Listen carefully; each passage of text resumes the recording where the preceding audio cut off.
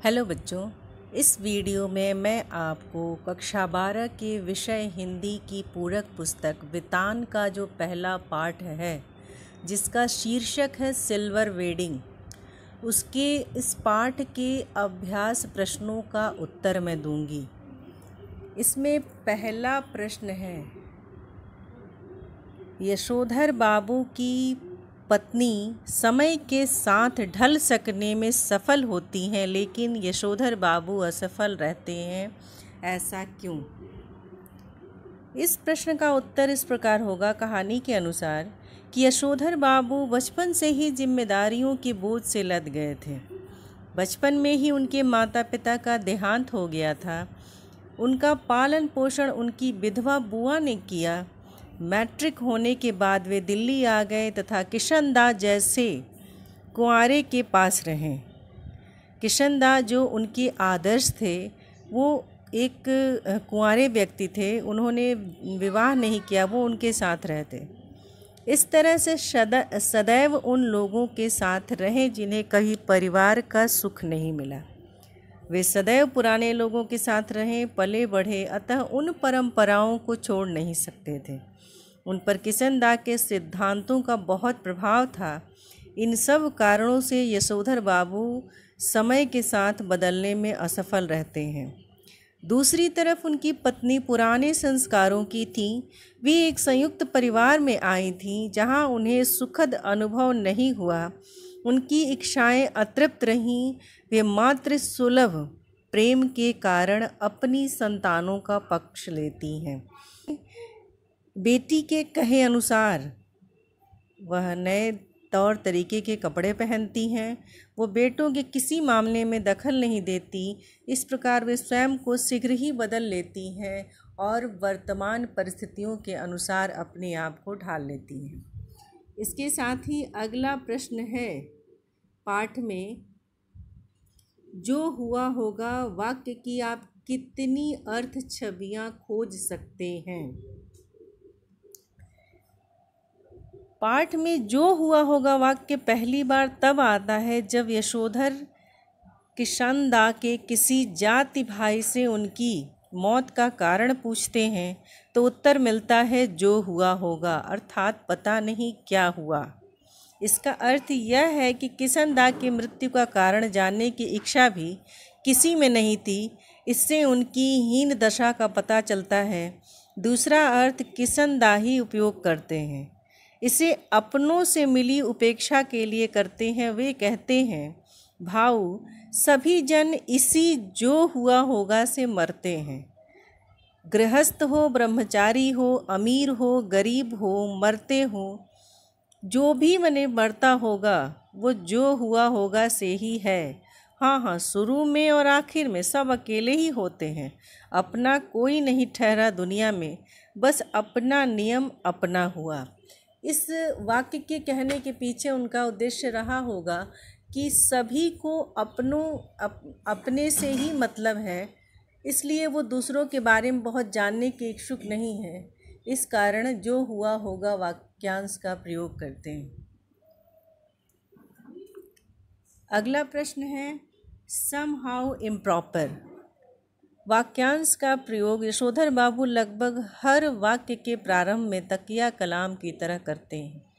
इस वाक्यांश का उनके व्यक्तित्व और कहानी के कथ्य में क्या संबंध बनता है? इस प्रश्न के उत्तर में हम कह सकते हैं कि यशोधर बाबू समहाउ इम्प्रॉपर वाक्यांश का प्रयोग तकिया कलाम की तरह करते हैं। उन्हें जब कुछ अनुचित लगता है तब अचानक यह वाक्य कहते हैं।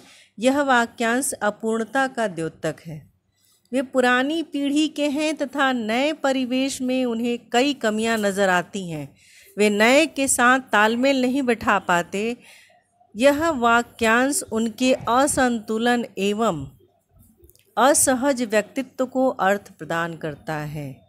पाठ में अनेक स्थानों पर समहाउ इम्प्रॉपर वाक्यांश का प्रयोग हुआ है, जैसे दफ्तर में सिल्वर वेडिंग पर, साधारण पुत्र को असाधारण वेतन मिलने पर, खुशहाली में रिश्तेदारों की उपेक्षा करने पर, शादी के संबंध में बेटी के निर्णय पर, केक काटने की विदेशी परंपरा पर, स्कूटर की सवारी पर, अपनों से परायेपन का व्यवहार मिलने पर, पुत्र द्वारा वेतन पिता को न दिए जाने पर, पत्नी के आधुनिक बनने पर, घर में सिल्वर वेडिंग की पार्टी पर आदि।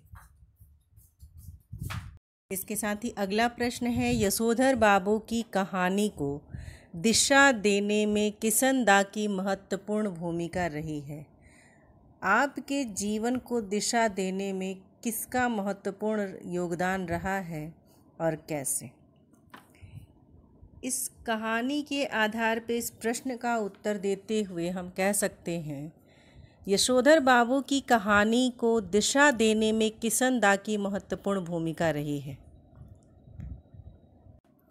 चौथा प्रश्न जो है कि यशोधर बाबू की कहानी को दिशा देने में किशन दा की महत्वपूर्ण भूमिका रही है। आपके जीवन को दिशा देने में किसका महत्वपूर्ण योगदान रहा है और कैसे? इस प्रश्न का उत्तर आप स्वयं दें तो अच्छा रहेगा। इसके साथ ही अगला प्रश्न है, वर्तमान समय में परिवार की संरचना स्वरूप से जुड़े आपके अनुभव इस कहानी से कहाँ तक सामंजस्य बैठाते हैं? यह प्रश्न भी आपको स्वयं करना होगा। आप अपने अनुभव के अनुसार इस चीज़ की व्याख्या करेंगे।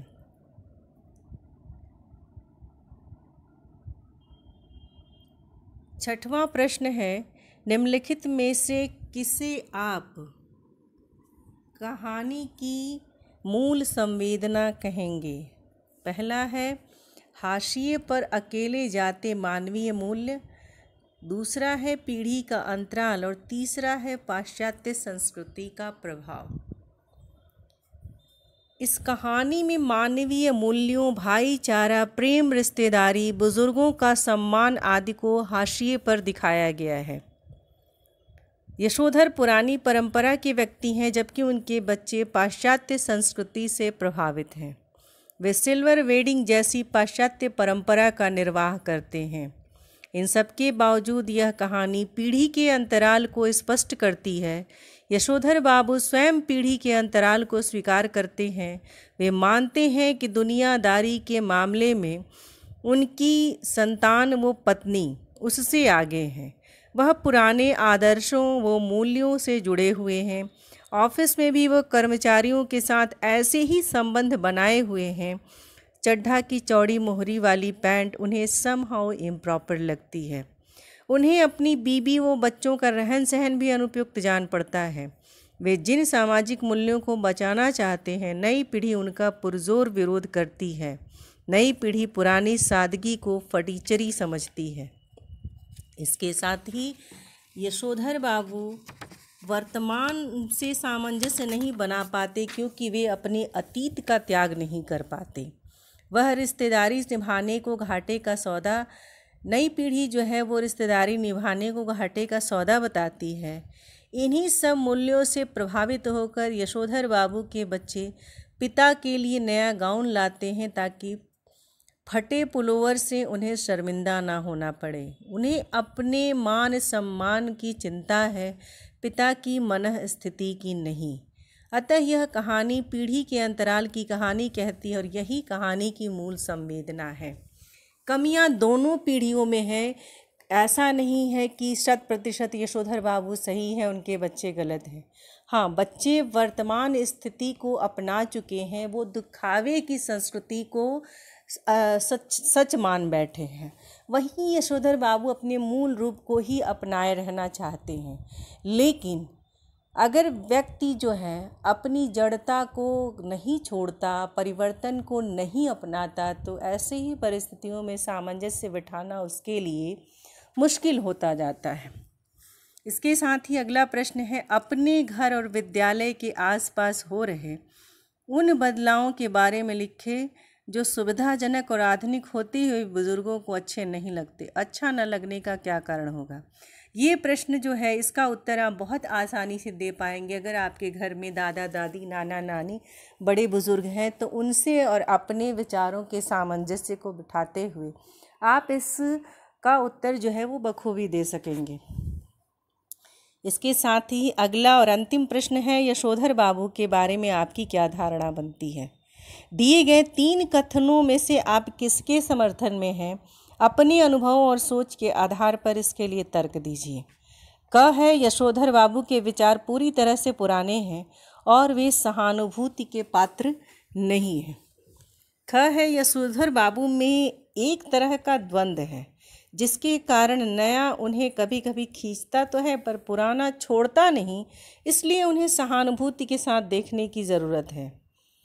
ग है, यशोधर बाबू एक आदर्श व्यक्तित्व हैं और नई पीढ़ी द्वारा उनके विचारों को अपनाना ही उचित है। इस प्रश्न के उत्तर में हम कह सकते हैं कि इस कथा में यशोधर बाबू में एक तरह का द्वंद्व है, ये सबसे सटीक है, जिसके कारण नया उन्हें कभी कभी खींचता तो है पर पुराना छोड़ता नहीं, इसलिए उन्हें सहानुभूति के साथ देखने की ज़रूरत है। वो मानसिक रूप से जो है वो अपने अतीत का त्याग नहीं कर पाते, इसलिए वो वर्तमान से सामंजस्य नहीं बिठा पाते और अक्सर वो द्वंद्व में रहते हैं, मानसिक द्वंद्वात्मक स्थिति में रहते हैं। ये बातें कहानी पढ़ने के बाद यशोधर बाबू पर पूर्णतः लागू होती है।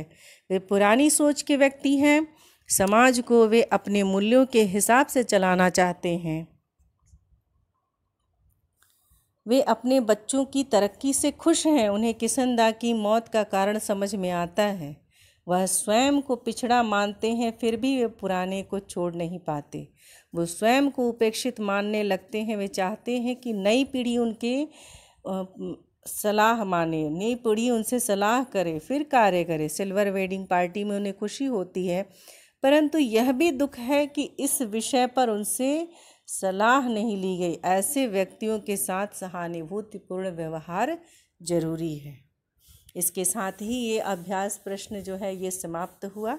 धन्यवाद।